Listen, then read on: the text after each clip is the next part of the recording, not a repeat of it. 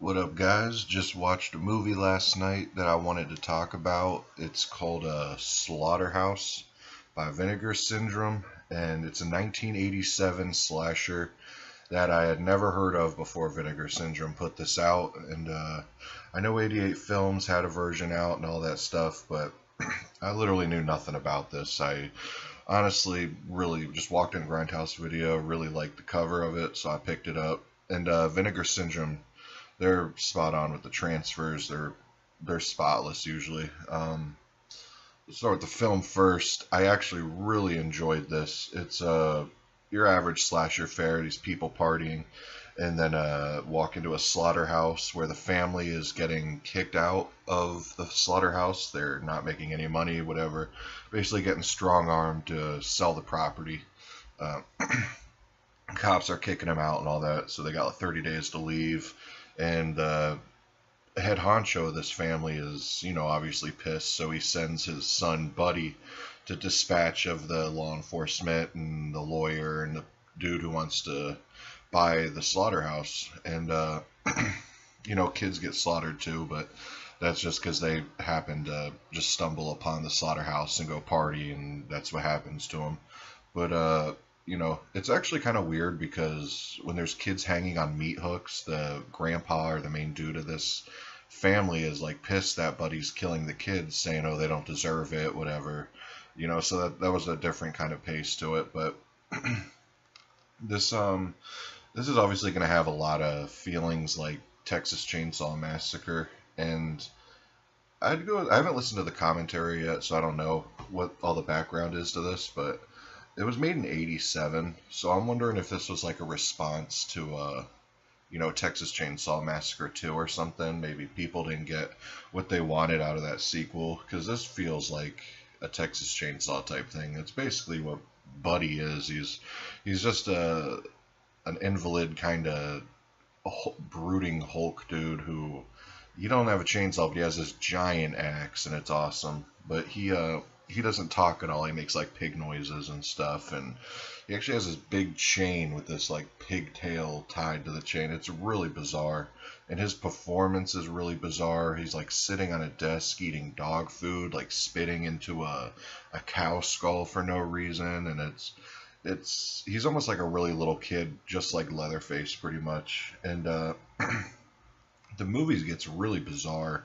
Like around the halfway point, there's just really weird moments of the grandpa talking. Like his speeches are really weird. Yeah, there's just a lot of weird stuff going on. Definitely a goofy vibe, but it's there's some really good kills. Like he smashes this dude's, I think it's the lawyer's head in.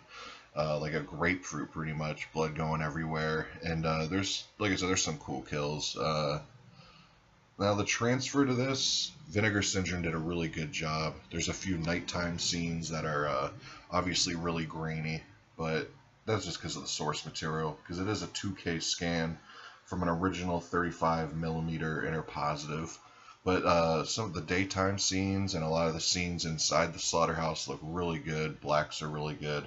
Like I said, there's only a few scenes with a lot of grain, but I mean, this is the best this film will probably ever look. And from what I read about the 88 Films version and all the other versions that are out, this is the definitive version. And this thing is loaded with special features. Like I said, the newly scanned interpositive, commentary track with director, a video interview with lead actress, which I want to touch on the lead actress. She was about as average though as a like a scream queen lead actress could get. Not hot at all. She's very forgettable, very just average. Ending came abruptly. Let me touch on the ending real quick too. This left it open for a sequel for sure, and I don't get why this didn't have a sequel. The movie was really enjoyable, and the way they make it out to be is that this was like a video store, late 80s video store staple. So why they didn't make a sequel to this, I don't know. It would have been cheap and it would have been easy. But back to the special features. It has producing featurettes, the producer, making a low-budget indie featurette with the director, archival interviews with the director, epilogue 30 years after the slaughter, radio interviews from '87, local news coverage from the premiere, behind the scenes, multiple trailers, TV and radio spots, shooting script. It has a reversible cover art, and which is kind of stupid because that's the cover art here. And then that's the reversible. So reversible, and then the other one. So it's basically the same exact thing, just a little blood on the axe and the title's in a different position.